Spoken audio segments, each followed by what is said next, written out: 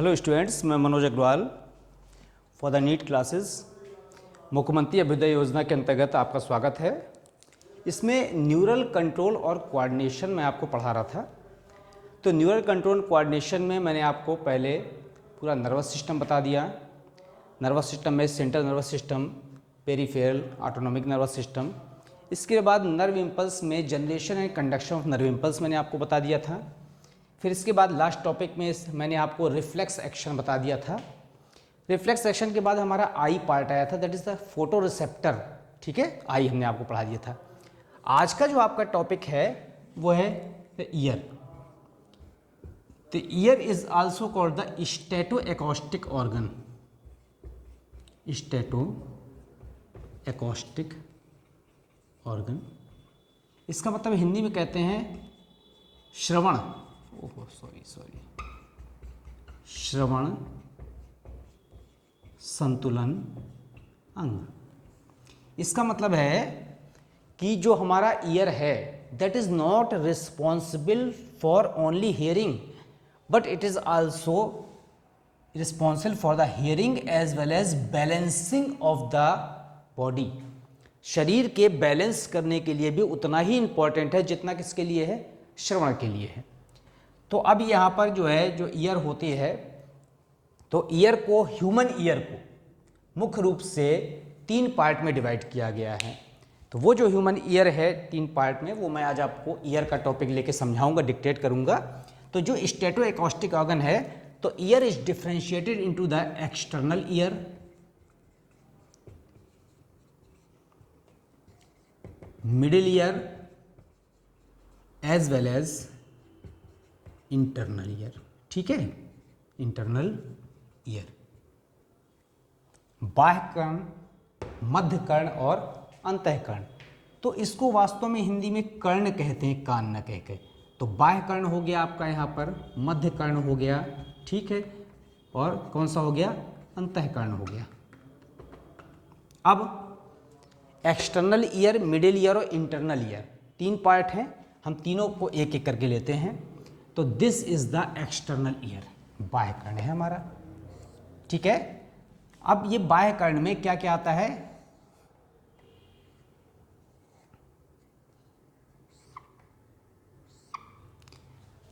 These are the helix. कौन सा part है, हेलिक्स। हेलिक्स जानते हैं आप किसे कहते हैं, कुंडल को कहते हैं। ये जो बाहर का जो पार्ट निकला हुआ है, ये पार्ट शायद थोड़ा सा यहाँ पर दब रहा है, मैं इस फिगर को और यहाँ बना दे रहा हूँ।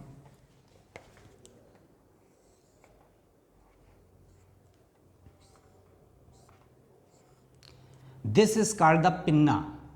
पूरा पार्ट क्या कहलाता है, पिन्ना। पिन्ना को यहाँ पर क्या कहते हैं, ऐसे लिख दें, आपको शायद और क्लियर समझ में आएगा। पिन्ना माने कर्ण पल्लव, ये वाला पार्ट देख रहे हैं। अब पिन्ना में क्या क्या है, ये इस तरह की अंदर जो रचनाएं बनी है, that is called the helix.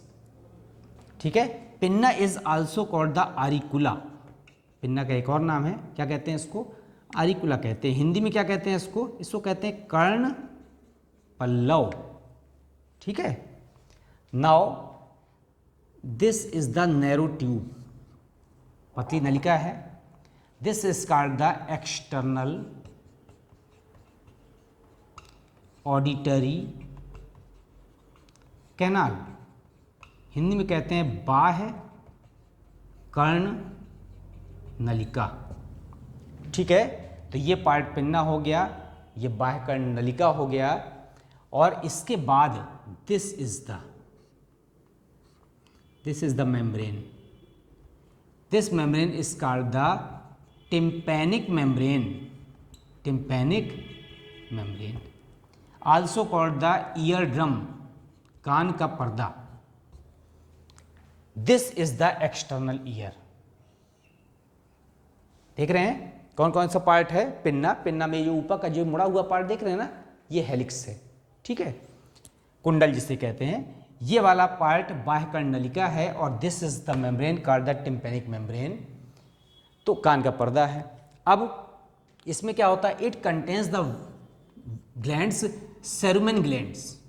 क्या करता है, cerumen gland which secrete the wax like substance called the cerumen, and it is responsible for the attaching the dust particles which enters with the air. Air के साथ जो यहाँ dust particle जाती है वो सेरुमेन ग्लैंड्स द्वारा स्रावित जो सेरुमेन होता है वो इसको क्या कर देता है, एब्जॉर्ब कर लेता है। तो यहाँ से जितनी डस्ट है वो अंदर नहीं जा पाती है। अब इसके अलावा जो एक्सटर्नल ईयर का मेन फंक्शन क्या है कि ये कंसंट्रेट करता है साउंड वेव्स को और यहाँ से ले जा कहाँ तक पहुँचा देता है, कर्णपल्लव से होता हुआ, और ये टिम्पैनिक मेम्ब्रेन या कान के पर्दे तक इसको पहुँचा देता है। अब हम कौन से कान में आते हैं, मिडिल ईयर में। Middle ear contains only the 3 bones. This is the malleus, it is the incus, and it is the stapes. Step is also called the smallest bone of the body. तो 3 bones होती हैं इसमें, और this is the middle ear, मध्य कर्ण है। इसके अलावा यहाँ से एक पतली सी नलिका निकलती है, this narrow tube is called the Eustachian tube, Eustachian tube. अब ये मैलियस इनकस स्टेप्स जो होती है, मैलियस कैसी होती है, मैलियस इज ऑफ एंड हथौड़े के आकार की होती है। Incus is just like the horse shoe shaped, ठीक है, जो घोड़े का जो जूता इसे हॉर्स शू कहते हैं उसके आकार का जो होता है इनकस होता है, और स्टेप इज इरेगुलर अनियमित आकार की होती है। तो मैलियस इनकस और स्टेप्स के बाद यहाँ नीचे से एक यूस्टैकियन ट्यूब निकलती है। What is the function of the Eustachian tube, ये जाकर कहाँ खुल रही है, it opens into the nasopharynx, nasopharynx नासाग्रसनी में खुल रही है। इसका मतलब है अगर ज़्यादा एयर का प्रेशर आता है तो ये प्रेशर इसको डिस्टर्ब न करके यूस्टैकियन ट्यूब से होता हुआ नासोफेरिंग्स से होता हुआ निकल जाता है। तो एयर के प्रेशर को मेंटेन करने के लिए यूस्टैकियन ट्यूब पाई जाती इन द मिडिल ईयर। अब मिडिल ईयर में 3 बोन्स हैं, तो इसका फंक्शन क्या है, जैसे यहाँ से साउंड वेव्स आती हैं तो ये जो साउंड वेव्स आ रही हैं इन साउंड वेव्स को क्या आ रही हैं, ये साउंड वेव्स, इस साउंड वेव्स को एम्पलीफाई करता हुआ कहाँ ले जाता है, मिडिल ईयर, इंटरनल ईयर में ले जाता है। और इसके चारों ओर जो कैविटी होती है that is called the tympanic cavity, जो हमारे स्कल में ये फ्रंटल पार्ट है, ये वाला पार्ट कौन सा है, पैराइटल है, ये ऑक्सीपिटल, ये कान के पास है कौन सा, टेम्पोरल। तो टेम्पोरल चारों ओर से घेरे हुए है इसलिए इसे कहते हैं टेम्पोरल कैविटी, और टेम्पोरल बोन से चारों ओर से सपोर्टेड है। तो टेम्पोरल बोन से बनी हुई टेम्पोरल कैविटी के अंदर मिडिल ईयर होता है और उसी के अंदर क्या होता है, इंटरनल ईयर होता है। अब इसके बाद मैलियस इनकस और स्टेप्स के बाद इसको और यहाँ बना दी छोटा सा, मैलियस इनकस और स्टेप्स के बाद these are the 2 membranous holes, this is called the oval window and this is called the round window। 2 part होते हैं, कौन कौन से, एक ओवल विंडो होता है, दूसरा कौन सा होता है, राउंड विंडो होता है। तो जो ओवल विंडो और राउंड विंडो है तो इसको यहाँ पर फिनेस्ट्रा ओवेलिस भी कहते हैं, क्या कहते हैं, fenestra ovalis, as well as it called the fenestra रोटंडस,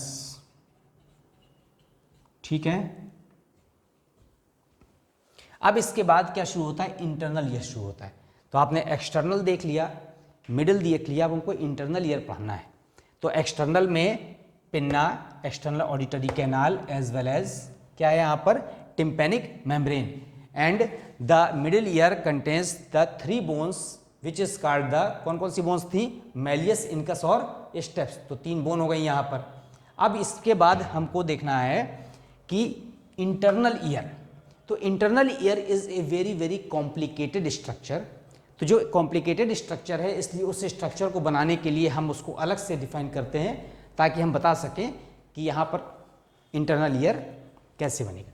तो ये एक्सटर्नल और मिडिल ईयर को हम इरेज कर देते हैं।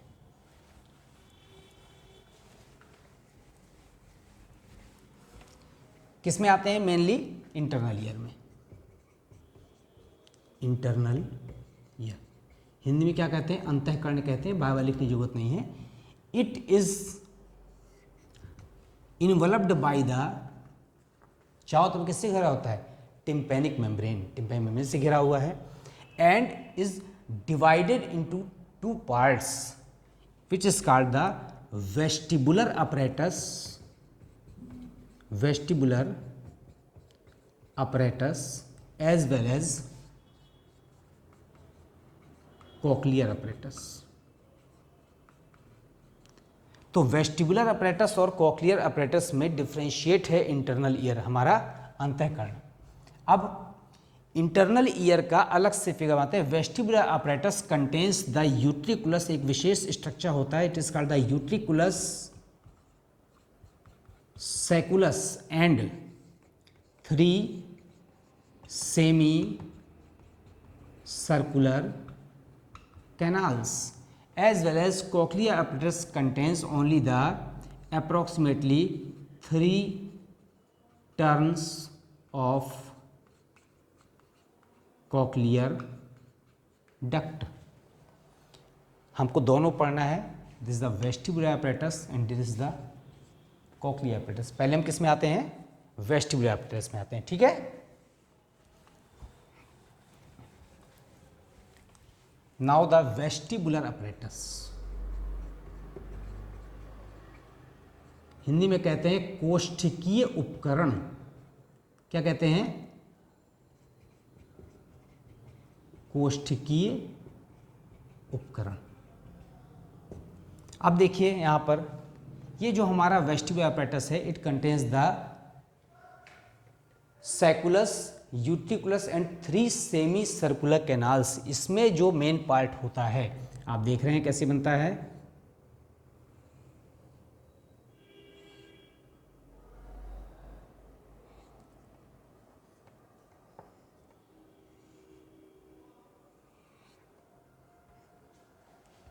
Now this structure is called the utriculus. अभी हम बाद में इसमें लेबलिंग करेंगे। इसमें एक चीज और है, the vestibular apparatus is made up of the membranous structure called the membranous labyrinth, membranous labyrinth। Hindi में कहते हैं कला गहन। ये जिन रचनाओं से मिलकर बना होता है मेम्ब्रेन स्ट्रक्चर, उसको क्या कहते हैं, कला गहन।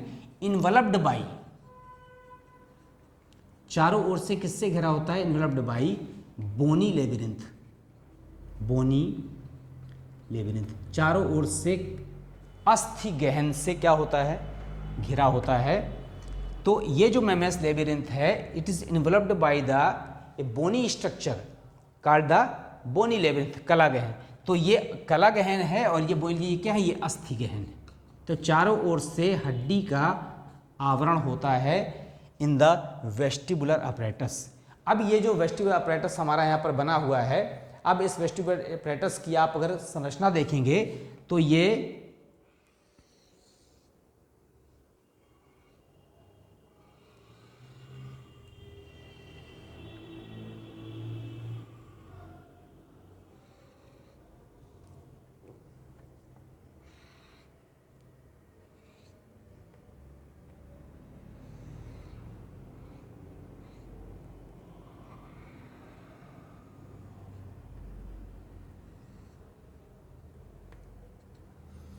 एक तो ये 2 सेमी सर्कुलर कैनाल हो गई। अब जो एक कैनाल है वो इसी पार्ट से निकली हुई है, ठीक है, इन्हीं दोनों के बीच से निकल रही है और इसी पार्ट से निकल करके और वापस इसी पार्ट में आकर के फिर से खुल जा रही है।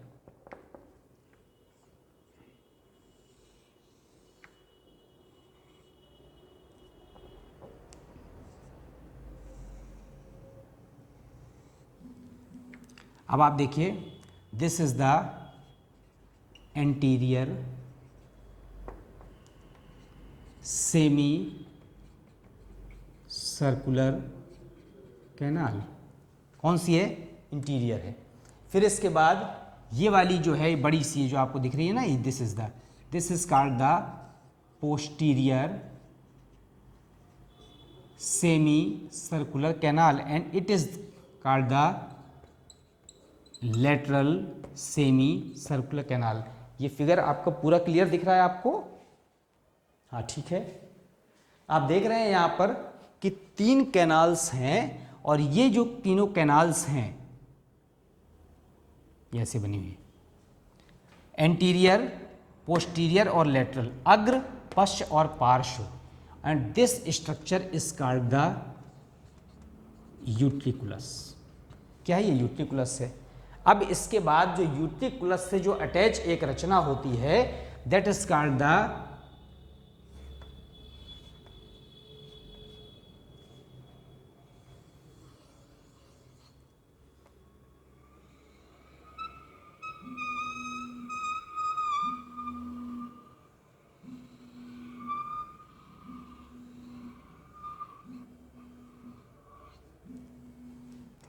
This is called the sacculus. क्या नाम है इसका? Sacculus. As well as it is called the reunion duct. ये जो रीयूनियन डक्ट है ये फिर से क्या कर रही है? इसको चारों ओर से जोड़े हुए है ये रीयूनियन डक्ट, ठीक है। And this is called the cochlear duct, is called the cochlear duct.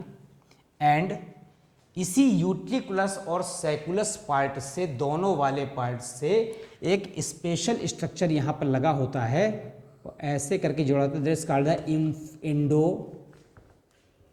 Endo lymphatic sac. अब देख रहे हैं आप, this sacculus, this utriculus, sacculus, 3 semicircular canal as well as the cochlear duct containing approximately 3 turns, approximately. Now this is the membranous labyrinth and this is the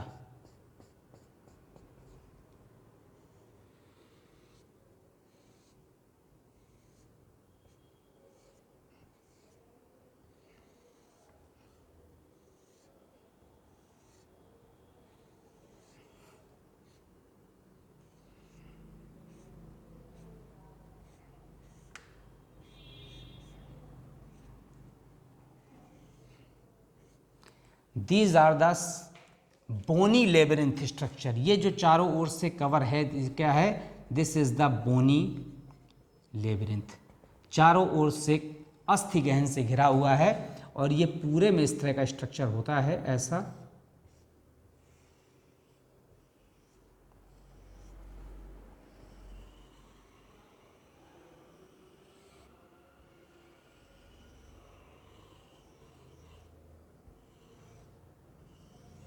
ये ठीक है। ये जो रेड कलर है बोनी लेबिरिंथ है। अब क्या होगा? जो मेम्ब्रेनस लेबिरिंथ है ये, it contains a liquid called the, चारों ओर अंदर की तरफ जो है, it contains the liquid called the endolymph. Membranous labyrinth के अंदर जो लिक्विड भरा होता है it contains the endolymph as well as the bony labyrinth contains the liquid called the perilymph. इसको कहते हैं हिंदी में परिलसिका। परिलसिका भरा होता है और इसके अंदर क्या भरा होता है? मोने अंतः लसिका भरा होता है। अब अंदर की तरफ मेम्ब्रेनस लेबिरिंथ है, चारों से सपोर्टेड बोनी लेबिरिंथ से, तो एक में यहाँ पर पेरीलिम्फ भरा हुआ है, एक में क्या भरा हुआ है? एंडोलिम्फ भरा हुआ है। तो जो मेम्ब्रेनस लेबिरिंथ है इसमें जो एंडोलिम्फ भरा हुआ है अंतःलसिका, इस अंतःलसिका में K+ आयन ज़्यादा होते हैं। It contains the lot of K+ ion and the perilymph contains the lot of Na+ ions. ठीक, अब ये स्ट्रक्चर देख लीजिए। नाउ अभी ये खत्म नहीं हुआ, अब इसको हम थोड़ा सा शॉर्ट कर दे रहे हैं, थोड़ा जगह कम हो रही है। लेबलिंग हमने खत्म कर दी, ठीक है, यूट्यूब से हटा दें। नाउ दीज सोलन पार्ट, जो फूले हुए पार्ट हैं of the semi circular canals, ये जो सेमी सर्कुलर कैनाल्स के फूले हुए पार्ट दिख रहे हैं, these sensory parts are called the ampulla as well as the sensory part of the, इसको हटा दे रहे हैं, the sensory part of the utricular sacculus called the macula. अब vestibular apparatus is only responsible for the balancing. जो हमारा vestibular apparatus था internal ear में, उसका कार्य केवल क्या है, बैलेंस करना है। तो यहाँ पर इंटरनल ईयर में दो पार्ट हैं, ये वेस्टिबुलर अपरेटस है और ये कॉक्लियर अपरेटस है। तो this part is used only for the hearing and this part, यहाँ से यहाँ तक का इतना part, it is vestibular apparatus, it is only for the balancing. तो बैलेंस करने के लिए और हियरिंग सुनने के लिए, दोनों के लिए अलग अलग स्ट्रक्चर है इंटरनल ईयर में। So it is called differentiated into the vestibular as well as cochlear. अब ये पार्ट यहाँ पर बना हुआ है वेस्टिबुलर, हम यहाँ पर पहले बैलेंसिंग पार्ट पढ़ते हैं। वेस्टिबुलर अपरेटस में मैंने आपको बता दिया कि the sensitive part of utriculus and sacculus is, क्या है यहाँ पर, मैकुला। ठीक है, यूट्रिकुलस और सैकुलस में जो यहाँ पर सेंसिटिव पार्ट है उसका नाम क्या है, मैकुला है। As well as the sensitive part of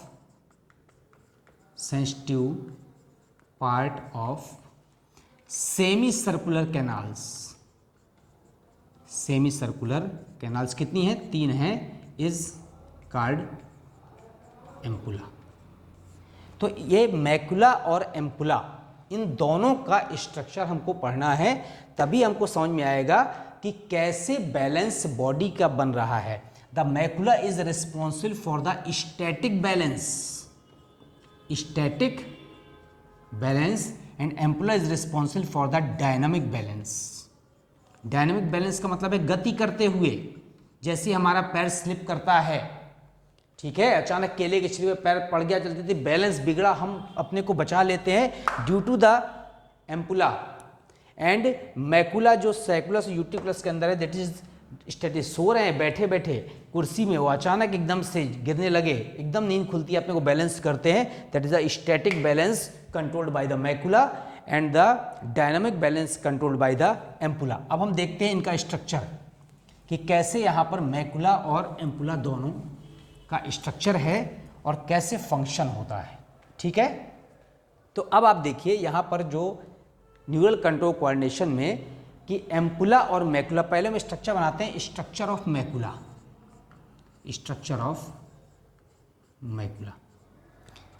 जो मैकुला है यहाँ पर स्ट्रक्चर, आप देखिए कि यहाँ पर जो क्यूबॉइडल एपिथेलियम होती है, और क्यूबॉइडल एपिथेलियम, इसके अंदर जो सेंसरी पार्ट है क्यूबॉइडल एपिथेलियम है, और जो क्यूबॉइडल एपिथेलियम होते हैं, उस क्यूबॉइडल एपिथेलियम में 3 प्रकार के सेल्स होते हैं। कौन कौन से होते हैं यहाँ पर, it contains 3 types of cells. 3 तरह के सेल्स थे, कौन कौन सा था, टाइप 1 हेयर सेल, फिर इसके बाद टाइप 2 हेयर सेल, और थर्ड पार्ट था यहाँ पर कौन सा, जो सपोर्ट दे रहा है, सपोर्टिंग सेल्स। तो सपोर्टिंग जो सेल है, वो जो इसको सपोर्ट कर रहा है, उस पार्ट में नीचे की तरफ होते हैं, लोअर पार्ट पर, और उसमें क्या होते हैं, न्यूक्लियस होते हैं। तो जो सपोर्टिंग सेल्स हैं हम यहाँ पर, अगर इसका स्ट्रक्चर बना दें आप ऐसे, किसका स्ट्रक्चर बना रहे हैं हम, मैकुला का। तो मैकुला में जो एपिथेलियम है उसमें 3 तरह के सेल्स होते हैं। तो अब आप देखिए इस यहाँ पर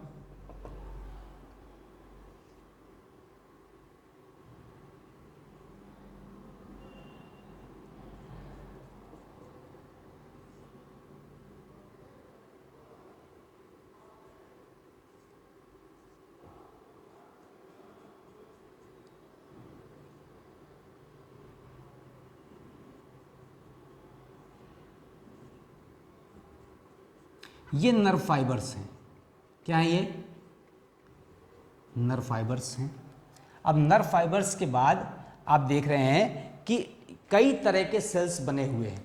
तो ये जो कई तरह के सेल्स बने हैं, तो आपको इसमें कंफ्यूजन नहीं होना है, एक का नाम ये सब यहाँ पर ये सपोर्टिंग सेल्स हैं। ये कौन सा सेल है? Supporting cell. ये है आपका टाइप 1 हेयर सेल, शॉर्ट में लिख दे रहा हूँ। ये आपका हो गया यहाँ पर टाइप 2 हेयर सेल, ठीक है। Now these are called the kinocilium. ये क्या है? काइनोसिलियम है। अब काइनोसिलियम क्या होता है? ऊपर जो सेंसरी हेयर लाइक स्ट्रक्चर्स होते हैं वो काइनोसिलियम कहते हैं। और ये काइनोसिलियम होने के बाद ऊपर की तरफ इसमें जो स्किन होती है, इस स्किन में यहाँ पर ये फिंगर लाइक प्रोजेक्शंस होते हैं। These projections are called the microvilli. क्या कहते हैं इनको? माइक्रोविलाई कहते हैं इन प्रोजेक्शंस को, माइक्रोविलाई। अब इसके बाद क्या होता है? जो सपोर्टिंग सेल्स होते हैं दे सिक्रीट, ये एक मेम्ब्रेन सिक्रीट करते हैं। This is called the otolithic membrane. Otolithic membrane. जो ऑटोलिथिक मेम्ब्रेन है, तो हमारे जो हेयर सेल्स हैं, हेयर सेल्स के ऊपर की तरफ यहाँ पर क्या लगा हुआ है? ऑटोलिथिक मेम्ब्रेन है। And these are the otoconia. Calcium carbonate के पार्टिकल्स होते हैं। ऑटोलिथिक मेम्ब्रेन किससे बनती है? By secretion of supporting sales.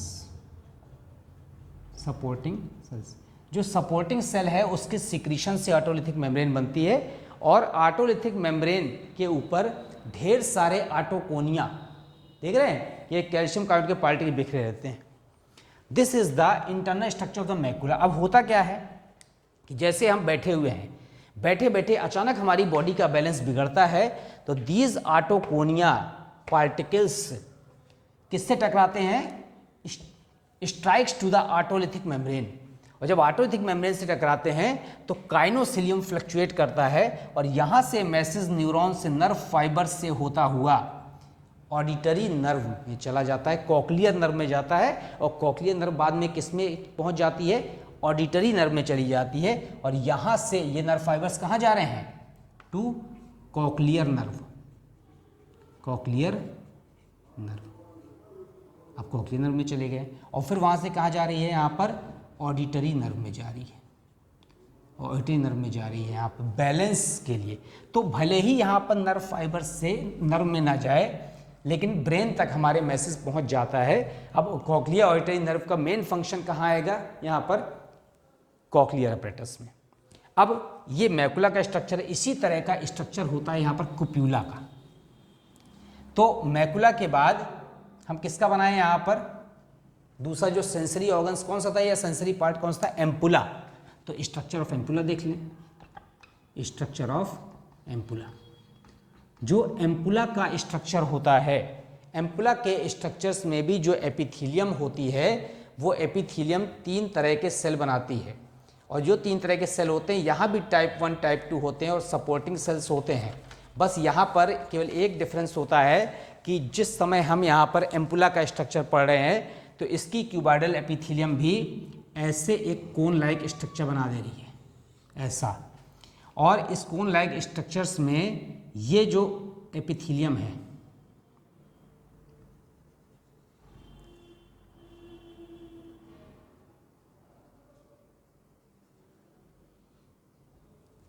यहाँ पर सेल्स लगी हुई हैं, ठीक है, ये सेल्स लगी हुई हैं। These are also the hair cell 1, hair cell first, now the hair cell second and the supporting cells। यहाँ पर इनके supporting cells बना देते हैं। These are the supporting cells। ये supporting cells हैं, supporting cells। अब ये जो सपोर्टिंग सेल है, ये एक मेम्ब्रेन सिक्रीट करती है, दैट इज कॉल्ड द कुप्यूला। यहाँ पर मेम्ब्रेन का क्या नाम था, ऑटोलिथिक मेम्ब्रेन था, यहाँ पर क्या नाम है, कुप्यूला है। और ये यहाँ से ऐसा एक नर्व फाइबर आया हुआ है,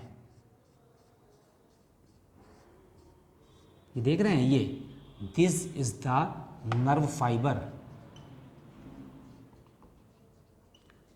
now in the structure, internal structure of the ampulla, there are the three type of cells: the hair cell first, hair cell second, as well as the supporting cells. In this case, the supporting cell release the membrane called the cupula, but here the autoconia is not formed just like the macula. जैसे macula में बन रहा था उस तरह से यहाँ पर autoconia नहीं बन रहे हैं. Now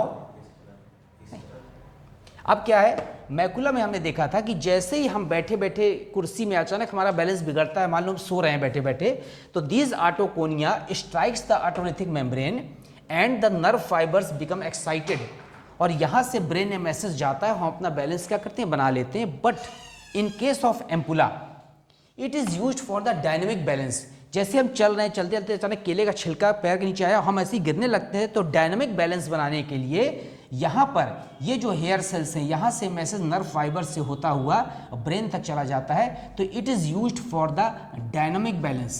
गति करते हुए अगर हमकी बॉडी को बैलेंस बनाना है, that is the function of the ampulla present in the base या swollen part of the semicircular canals, as well as the static balance which is controlled by the macula is present in the sensory part of the utriculus as well as the sacculus. तो ये dynamic balance के लिए हो गया, और जो macula हो गया हमारे किसके लिए होगा, स्टैटिक बैलेंस के लिए होगा. अब अभी हमने पढ़ा ईयर का कौन सा पार्ट, वेस्टिबुलर अपैरेटस, यहाँ से लेकर के और यहाँ तक का पार्ट, इतना जो हमारे लिए बॉडी का बैलेंस बना रहा है. ठीक है, अब हम किस पार्ट में आते हैं, that part is called the cochlear apparatus responsible for the hearing. तो मेन पार्ट जो हमारा ईयर का था, सुनने का था, तो अब हम यहाँ पर किस में आते हैं, कॉक्लियर अपैरेटस में आते हैं.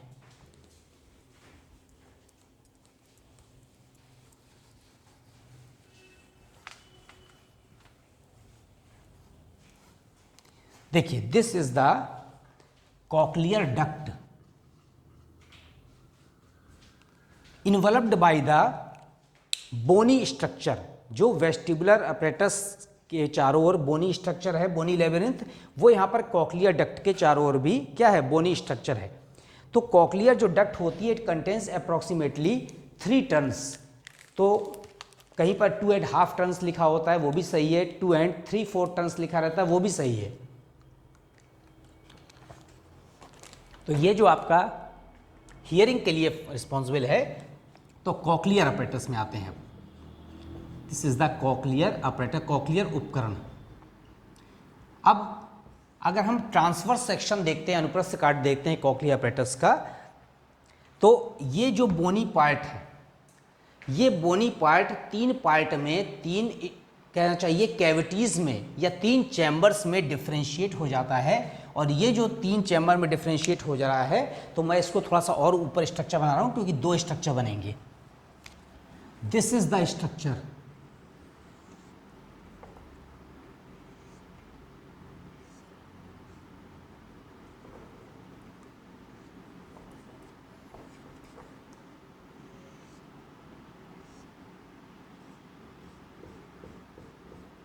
ये यहाँ से नर्व फाइबर्स निकल रहे हैं, and this is the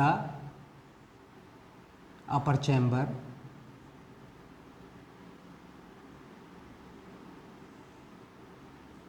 is the middle chamber,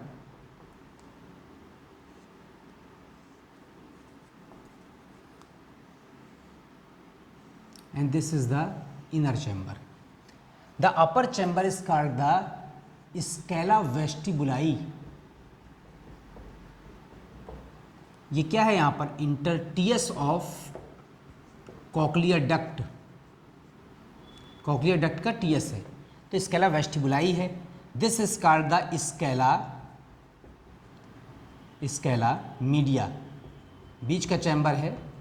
and this is called the scala tympani. तो ये इनर चैम्बर है या लोअर चैम्बर कह सकते हैं इसको, लोअर चैम्बर. ठीक है, ये कौन सा चैम्बर है, ये अपर चैम्बर है, और मीडिया से आपको समझ में आ ही रहा है कि ये कौन सा चैम्बर है, मिडिल चैम्बर है। तो ये जो scala media, scala vestibuli, scala tympani है, the scala media and scala vestibuli is differentiated by a membrane called the Reissner membrane, is the Reissner membrane, and the membrane between the scala media and scala tympani is called the basilar membrane। कौन सी membrane है, basilar membrane है। as well as it is called the, ये जो यहाँ पर structure आपको ऐसा दिखाई दे रहा है, ये क्या है, लिगामेंटस स्ट्रक्चर है, स्पाइरल पार्ट इसको कहते हैं। और ये जो लिगामेंट हैं, ये लिगामेंट वास्तव में क्या करते हैं, इसको जो टीएस को बांध रहे हैं, तो हमारा स्केला मीडिया और स्केला टिम्पेनाई को डिफरेंस करने के लिए या डिफ्रेंशिएट करने के लिए जो स्ट्रक्चर यूज होता है, that is called the spiral limbus. तो ये बोन नहीं है, ये कैसा है, ये लिगामेंट है। और स्पाइरल लिम्बस के अलावा जो एक स्पाइरल लिगामेंट यहां पर लगा होता है, this is the spiral ligament. अब ये जो कॉक्लियर डक्ट का टीएस है, ट्रांसवर्स सेक्शन है, हमको इसमें जो 3 चैम्बर दिखाई दे रहे हैं, इसमें जो सबसे इंपॉर्टेंट पार्ट है वो कौन सा है, वो बीच वाला पार्ट है, उसको क्या कहते हैं यहाँ पर, स्केला मीडिया कहते हैं। और जो स्केला मीडिया है हमारा, इस contains the special structure called the organ of Corti. This is the organ of Corti, it is the hearing structure. तो जो हमारा ऑर्गन ऑफ कॉर्टाई है उसके बारे में पहले पढ़ लेते हैं। What is organ of Corti? Organ of Corti, तो क्या है organ of Corti? It is a group of sensory sales, group of 15,500 sensory sales, इतने सारे सेंसरी सेल्स का एक ग्रुप है। और ये जो सेंसरी ग्रुप है, इसमें कई तरह की सेल्स हैं। इसमें यहाँ पर सेंसरी सेल्स होती हैं जिसके टॉप पर क्या होता है, माइक्रोविलाइज होते हैं, और कंटेन्स वेरियस सेल्स। कौन कौन सेल्स हैं? सपोर्टिंग सेल्स भी हैं, सपोर्टिंग सेल्स, एंड यहाँ पर सेंसरी सेल्स हैं, संवेदी सेल्स हैं। तो sensory sales at the top, ऊपर की तरफ इसमें सेंसरी सेल्स होते हैं, एंड इन्वलप्ड बाई या एंड चारों तरफ से या केवल अपर साइड से एक प्रोजेक्शन होता है, and tectorial membrane, tectorial membrane projects out from, कहाँ से निकलती है? स्पाइरल लिम्बस से एक स्ट्रक्चर होता है स्पाइरल लिम्बस। ये स्पाइरल लिम्बस जो लिगामेंटस स्ट्रक्चर है, वो कॉक्लियर डक्ट को 3 पार्ट में क्या कर रहा है, डिफ्रेंशिएट कर रहा है। तो उससे एक मेम्ब्रेन निकलती है टेक्टोरियल मेम्ब्रेन, जो प्रोजेक्ट निकली है और एज वेल एज उसको कवर किए है, and tectorial membrane project out from this membrane and covers organ of Corti. तो ऑर्गन ऑफ कॉर्टाई को जो ऊपर से फ्रॉम अपर साइड, तो अपर साइड से ऑर्गन ऑफ कॉर्टाई को कवर किए हैं। तो मैं यहाँ पर अलग से स्ट्रक्चर बना दे रहा हूँ ऑर्गन ऑफ कॉर्टाई का कि कैसे होता है। ये स्केला मीडिया है, this is the scala media. Scala media में जो लोअर साइड की जो मेम्ब्रेन है, it is the basilar membrane. कौन सी मेम्ब्रेन है? बेसिलर मेम्ब्रेन है। आपको पता है कि ये वाली मेम्ब्रेन जो है basilar membrane, it differentiate between the scala media as well as the scala tympani, दोनों को जो सेपरेट कर रही है उस मेम्ब्रेन का नाम क्या है? बेसिलर मेम्ब्रेन है। तो अब ये जो हमारी बेसिलर मेम्ब्रेन है, इसके ऊपर ये स्पेशल सेंसरी सेल्स इकट्ठा हो जाती हैं।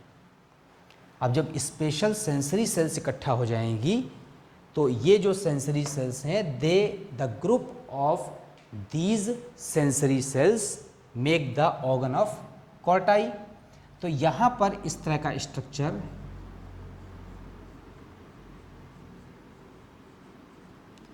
And this is the spiral limbus. क्या है ये? स्पाइरल लिम्बस है। इस स्पाइरल लिम्बस से यहाँ पर ऐसी एक मेम्ब्रेन अराइज होती है। This membrane is called the tectorial membrane. अब इसे क्या कहते हैं? टेक्टोरियल मेम्ब्रेन कहते हैं। यहाँ पर क्या था? ये यहाँ पर सपोर्टिंग सेल्स थे। These are the supporting cells. ये वाले जो सेल्स थे सेंसरी सेल्स थे। इनके टॉप पर क्या पाया जाता है? यहाँ पर ये सेंसरी हेयर्स होते हैं, हेयर्स एट टॉप। अब इसके टॉप पर क्या लगा था? हेयर्स लगे हुए थे। तो this is the structure of the organ of Corti which is present in the scala media of the cochlear duct. तो आप देखिए, ये जो हमने वेस्टिबुलर अपरेटस के बाद ये जो कॉक्लियर अपरेटस देखा था, इस कॉक्लियर अपरेटस में it is covered by the bony labyrinth and the bony labyrinth containing the liquid called the perilymph, which is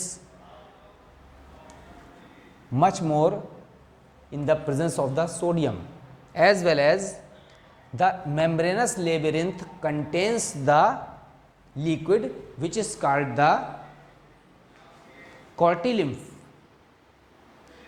तो यहाँ पर हमारे जो मेम्ब्रेनस लेबिरिंथ में एक जगह पेरीलिम्फ भरा हुआ है और एक जगह एंडोलिम्फ भरा हुआ है। तो हमारे मेम्ब्रेनस लेबिरिंथ में क्या था? एंडोलिम्फ था, और उसमें के प्लस आयन क्या थे? ज़्यादा मात्रा में थे।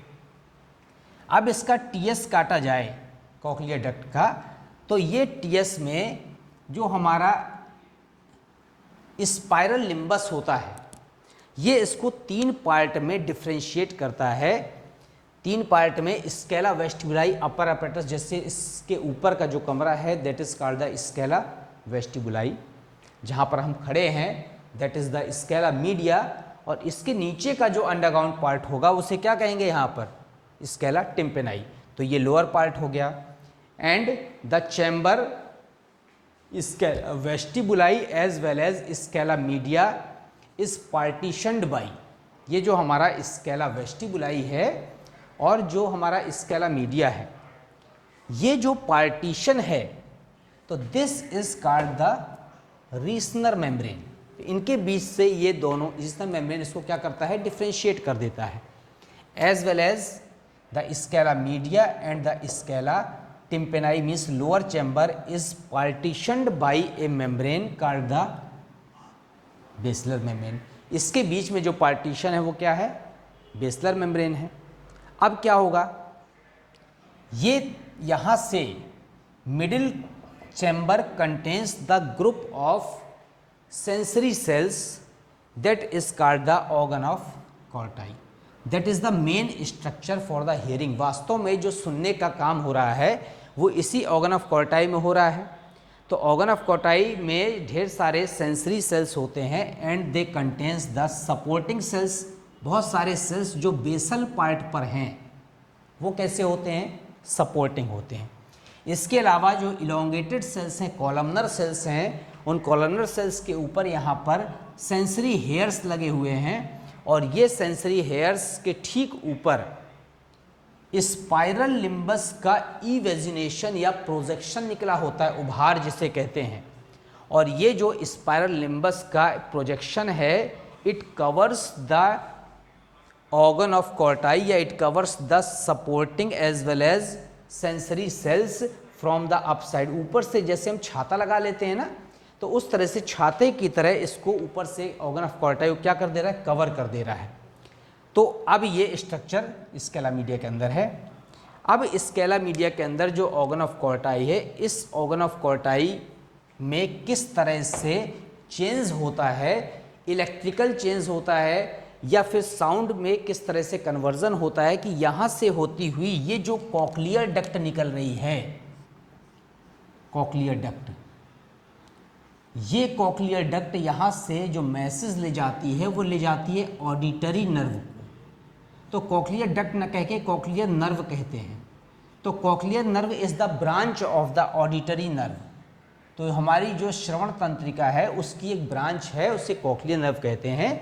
और यहाँ से होता हुआ मैसेज कहाँ चला जाता है? ऑडिटरी नर्व से ब्रेन में चला जाता है। तो जैसे हमने आपको आई पार्ट पढ़ाया था कि आई में the image is formed in the retina in the case of the I, but the analytical function जो उसको एनालाइज करने का काम है that is carried out by the brain. इसीलिए ब्रेन को क्या कहते हैं? Head command. उसी तरह से कॉक्लियर नर्व से होकर के, ऑडिटरी नर्व से होकर के जो भी इंफॉर्मेशन, समझ रहे हैं, जो भी इंफॉर्मेशन वेव्स के रूप में जा रही हैं वो कहाँ जा रही हैं? ब्रेन में जा रही हैं। तो हमारा ब्रेन इसको एनालाइज करता है और ये जो वाइब्रेशंस हैं इसके एनालाइज करके जो है उसको क्या करता है? आइडेंटिफाई करता है, पहचानता है और समझने का काम करता है। तो ताकि हमको उस पार्ट में समझ में आ जाता है कि कोई व्यक्ति से जो साउंड वेव्स निकली हैं उसके फेस से या किसी इंस्ट्रूमेंट से, तो वो साउंड वेव्स अंदर जा कर के ब्रेन उसको एनालाइज करता है। तो समझने का काम ब्रेन का है। तो ये जो टीएस का स्ट्रक्चर बना है इसमें अगर हम जैसे ही कोई साउंड वेव्स आती हैं तो ऑर्गन ऑफ कॉर्टाई क्या करता है? वहाँ पर फ्लक्चुएट करता है। जब ऑर्गन ऑफ कॉर्टाई फ्लक्चुएट करता है तो मैसेज क्या होता है? टेक्टोरियल मेम्ब्रेन से होता हुआ और कहाँ चला जाता है? कॉक्लियर नर्व से होकर के और ऑडिटरी नर्व से होकर के और ब्रेन में चला जाता है। तो अगर हम यहाँ पर फंक्शंस देख लें, फंक्शंस ऑफ ईयर, तो जो हमारा एक्सटर्नल ईयर है, एक्सटर्नल ईयर का क्या फंक्शन है? यहाँ पर एक्सटर्नल ईयर का जो फंक्शन है क्या करता है? ये कंसंट्रेट द साउंड वेव्स, हमारी जो साउंड वेव्स हैं उसको क्या कर रहा है? कंसंट्रेट कर रहा है। And carried to tympanic membrane, हमारे कान के पर्दे तक ले जा रहा है वाया ऑडिटरी कैनाल, जो हमारी श्रवण कैनाल थी ऑडिटरी कैनाल से होकर के, and removes dust from air vibration. Air के साथ साथ जो डस्ट पार्टिकल अंदर जा रहे हैं उसको क्या कर लेता है? रिमूव कर देता है या अटैच कर लेता है। अटैच्ड डस्ट है विद द हेल्प ऑफ किसकी सहायता से? विद द हेल्प ऑफ सेरुमेन, जो वैक्स सिकीट होता है हमारे एक्सटर्नल ईयर में, उसकी सहायता से उसको अटैच कर लेता है। तो ये जो पिन्ना है ये साउंड वेव को पहले क्या कर रहा है? कंसंट्रेट कर रहा है। तो जो पिन्ना है इसमें बहुत सारे एनिमल्स ऐसे होते हैं उसमें जो पिन्ना में जो मसल्स लगी होती हैं, ऑरिकुलर मसल्स, वो मूवेबल होती हैं। तो वो अपने कान को क्या करते हैं? हिला लेते हैं। हाथी में आप देखिए ऐसे सूपे की तरह हिलता है। मनुष्य में क्या हो गए हैं? जो एक्सटर्नल ईयर में जो मसल्स हैं वो यहाँ पर इमूवेबल हैं, हमारी गति नहीं करती हैं मूवेबल। तो ये एक्सटर्नल ईयर को कंसंट्रेट करके और कहाँ तक पहुँचा रहे हैं? ऑडिटरी कैनाल से होते हुए टिम्पैनिक मेम्ब्रेन, कान के पर्दे तक, ईयर ड्रम तक ले जा रहे हैं। अब इसके बाद हम किस ईयर ड्रम जब पहुँच गया तो हम किस पार्ट में आ गए? हम आ गए मिडिल ईयर में। तो मिडिल ईयर का फंक्शन क्या होगा हमारे? हम आते हैं मिडिल ईयर में। ये हमारा जो मिडिल ईयर है, मिडिल ईयर, ये मिडिल ईयर में केवल क्या होती है? 3 बोन्स होती हैं, ऑसिकल्स जिसे कहते हैं, है ना, मैलियस इनकस स्टेप्स। ये ईयर ड्रम में कान के पर्दे में जो साउंड वेव्स आती हैं उसको एम्पलीफाई करता है, एम्पलीफाई द साउंड वेव्स। तो जो वाइब्रेशन आ रहे हैं उसको ये एम्पलीफाई करता है, बढ़ा देता है और कहाँ तक ले जाता है? And carried to oval window, middle और इंटरनल ईयर के बीच में एक दो पोर्स होते हैं, ओवल विंडो, राउंड विंडो, तो ये ओवल विंडो तक इसको ले जाता है। अब अगर प्रेशर हाई हो जाता है, ज़्यादा एयर प्रेशर से चली जाए, वाइब्रेशन चले जाए, बहुत तेज साउंड क्रिएट हो जाए, तो यहाँ पर जो यूस्टेकियन ट्यूब होती है, तो यूस्टेकियन ट्यूब कहाँ खुल जाती है?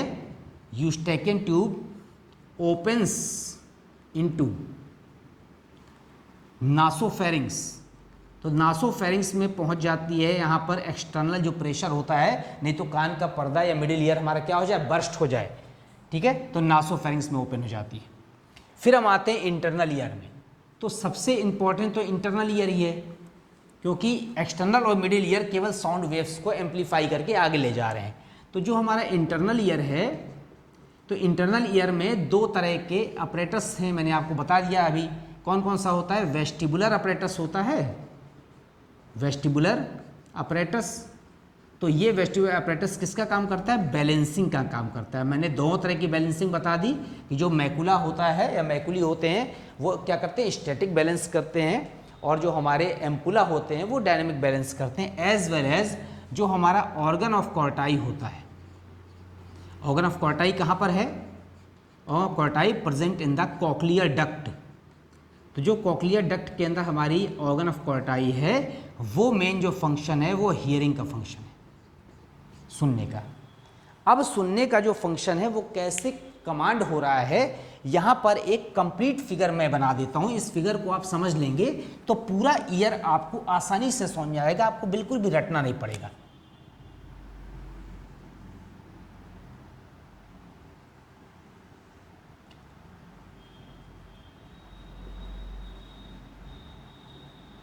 ये आपका देख रहे हैं, शॉर्ट में लिख रहा हूँ, ये एक्सटर्नल ईयर है। अब मैं बॉडी के पार्ट्स नहीं लिख रहा हूँ अलग अलग कि ये पिन्ना है, ये ऑडिटरी कैनाल है, ये क्या है, और ये आपकी क्या है, ये टिम्पैनिक मेम्ब्रेन है, टिम्पैनिक मेम्ब्रेन। यहाँ से आपकी वाइब्रेशंस आ रहे हैं, साउंड वेव्स आ रही हैं, वाइब्रेशंस, ठीक है। अब टिम्पैनिक मेम्ब्रेन में आने के बाद मिडिल ईयर शुरू हो जाता है, तो इसमें जो वाइब्रेशंस आएंगे वो वाइब्रेशंस यहाँ पर, एक ये बोन है, एक ये बोन है, ठीक है, और एक बोन ये। तो ये आपको पता है, ये मेलियस है, ये इनकस है, और ये स्टेप्स है। इसके बाद यहाँ पर एक पोर होता है, that is called the oval window. कहाँ पर है? Between the middle and internal ear, as well as ये अनादर पोर है, that is called the round window. अब ओवल विंडो से होते हुए वाइब्रेशन आगे जाएंगे, तो आप देख लीजिए यहाँ पर केवल हम क्या पढ़ा रहे हैं? मैकेनिज्म ऑफ हियरिंग, बैलेंसिंग का काम नहीं है। अब यहाँ पर वेस्टिबुलर अपरेटस नहीं बनाएंगे। तो ये वाला जो पार्ट है, ये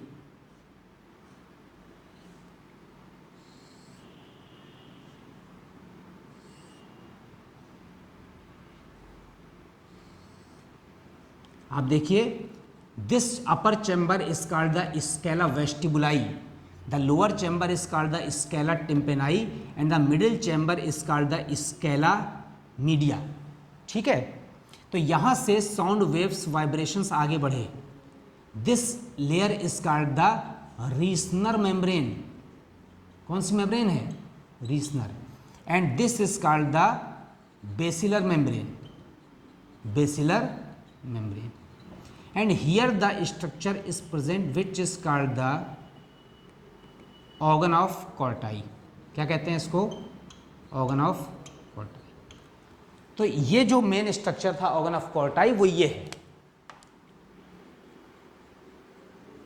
ठीक है, above the basilar membrane। तो यहाँ से होते हुए साउंड वेव्स, साउंड वाइब्रेशंस आ रहे हैं, and the passage which connect the scala vestibuli and the scala tympani is called the helicotrema।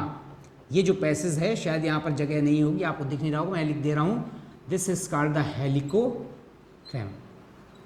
तो ये जो पैसेज है which connect the scala vestibula and the tympani is called the helicotrema. तो यहाँ से sound vibration ऐसे आ रहे हैं, और इसके आने के बाद साउंड वाइब्रेशन यहाँ से कहाँ चले गए? ऑर्गन ऑफ कॉर्टाई में चले गए। And some vibrations are up to the round window, और राउंड विंडो के अंदर टकरा करके वाइब्रेशन क्या हो जाते हैं, खत्म हो जाते हैं। मोस्ट ऑफ द वाइब्रेशन कहाँ जाते हैं, ऑर्गन ऑफ कोर्टाई में जाते हैं। So it is the main या principal structure for the hearing.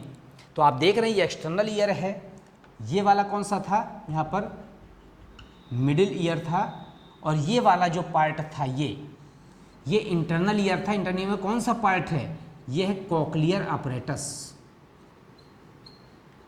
तो कैसे मैकेनिज्म होती है वो मैकेनिज्म आप देखिए कि ओवल विंडो से होते हुए vibration via the scala vestibuli enters via the helicotrema into the scala tympani and above the scala tympani the scala media is present, and from the basilar membrane the vibration enters into the organ of Corti, and due to the fluctuation as well as vibration of the organ of Corti the impulse is carried out by the cochlear nerve to the auditory nerve up to the brain, और brain हमको उसको analyse कर लेता है, समझ लेता है।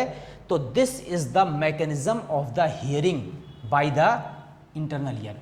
तो आप देखिए एक्सटर्नल और मिडिल ईयर केवल वाइब्रेशन को क्या कर रहे हैं, आगे ले जा रहे हैं, जबकि इंटरनल ईयर में केवल organ of Corti which is present into the cochlear apparatus that is responsible for the hearing. तो हियरिंग के लिए केवल हमारा यहाँ पर जो ऑर्गन ऑफ कोर्टाई पार्ट है किसके अंदर, कॉक्लियर अपरेटस के अंदर, वही रिस्पॉन्सिबल है। तो ये एक्सटर्नल ईयर है आपका। तो यहाँ से पिन्ना ने क्या किया, साउंड वेव्स को कंसंट्रेट किया। कंसंट्रेट करने के बाद these vibrations enters via the external auditory canal up to the tympanic membrane. तो टिम्पेनिक मेम्ब्रेन कान का पर्दा है, इसका मतलब है अगर कोई लिक्विड यहाँ से होता हुआ जाएगा तो अंदर नहीं पहुँचेगा, क्योंकि अंदर कोई स्पेस ही नहीं है। तो ये मेम्ब्रेन है, कैसी मेम्ब्रेन है, जैसे तबला होता है ना, तबला खींचे, उसकी जो ऊपर से चढ़ा होता है मेम्ब्रेन वो बहुत खींची हुई होती है। अगर लूज़ हो जाती है तो ऐसे तबले वाले उसको टाइट करते रहते हैं, तभी बजेगा तो आवाज़ आएगी। उसी तरह से हमारी टिम्पेनिक मेम्ब्रेन इलास्टिक होती, खींची रहती है, स्ट्रेच्ड रहती है। और कुछ लोग क्या करते हैं, बच्चों के कान में तेल डालते रहते हैं। तो हमारे यहाँ बहुत से अंधविश्वास हैं, हम लोग बच्चों के कान में तेल डालते रहते हैं। तो तेल डालते हैं तो ये जो टिम्पेनिक मेम्ब्रेन है ओपेक हो जाती है, धुंधली। अब आप सोचिए कि ये मेम्ब्रेन है तबले की तरह की, और इस पर लगातार आप ऑयल डालेंगे, तेल डालेंगे तो ये ओपेक धुंधली हो जाएगी। तो जो वाइब्रेशन है वो उतना ज़्यादा अच्छी क्वालिटी के मिडिल ईयर में नहीं पहुँचेंगे। तो इस खुद भी यहाँ नेचुरली यहाँ पर सेरुमेन होता है, वैक्स होता है, तो वैक्स ग्लैंड डस्ट को खुद ही अटैच कर लेती हैं। तो हमको यहाँ पर अलग से ऑयल नहीं डालना है। अब इसके बाद टिम्पेनिक मेम्ब्रेन में जो वाइब्रेशन आ रहे हैं that is carried out by the malleus incus and steps bone of the middle year. अब ये जो स्टेप्स बोन है, the smallest bone of the body which attached with the oval window, दो मैंने बताया था पोर होते हैं, ओवल विंडो, राउंड विंडो। तो ओवल विंडो से अटैच होती है, और यहाँ से ओवल विंडो से होते हुए वाइब्रेशन जाते हैं in the upper chamber means scala vestibuli में। स्केला वेस्टिबुलाई से टर्न होते हुए हेलिकोट्रेमा जो पार्ट है, it is the connection between the scala vestibuli and the scala tympani. तो ये वाला अपर चैम्बर है और ये वाला लोअर चैम्बर है। तो अपर और lower chambers connected by the helicotrema. तो यहाँ से होते हुए लोअर चैम्बर में आ गए। Now the membrane between the scala media and the scala tympani is called the basilar membrane. ये मैं रेड कलर से बना दे रहा हूँ, ये बेसिलर मेम्ब्रेन है। अब यहाँ से vibration via the basilar membrane enters into the organ of Corti. This is the organ of Corti which is the main sensitive part responsible for the hearing. और यही वाला ऑर्गन ऑफ कोर्टाई से vibrate होने से जो मैसेज होता है, जो इम्पल्स होती है, वो कॉक्लियर डक्ट से होती हुई ऑडिटरी नर्व में जाती है, कॉक्लियर नर्व से होती। तो ऑडिटरी और कॉक्लियर में क्या डिफरेंस है, the cochlear nerve is the branch of the auditory. तो कॉक्लियर नर्व से कहाँ चली गई, ऑडिटरी नर्व में। और ऑडिटरी नर्व माने श्रवण तंत्रिका, जो हमारी कौन सी सेंसिटिव सेंसरी नर्व होती है, वो पहुँच जाती है ब्रेन तक। और वहाँ ब्रेन उस मैसेज को, उस इम्पल्स को क्या करता है, एनालाइज कर लेता है। और हम प्रैक्टिस के द्वारा समझ जाते हैं कि वर्ड्स जिस सीक्वेंस में बोले गए हैं कि ये शब्द बोले गए, ठीक है। तो this is the whole mechanism of the hearing, external, middle and internal. तीनों पार्ट हो गए। आज से आपका न्यूरल कंट्रोल और कोऑर्डिनेशन का पार्ट कंप्लीट हो गया। अब chemical coordination means hormonal system या एंडोक्राइन सिस्टम नेक्स्ट पार्ट पर हम शुरू करेंगे। तो ये आपका आज पार्ट कंप्लीट हो गया। Okay, thank you students.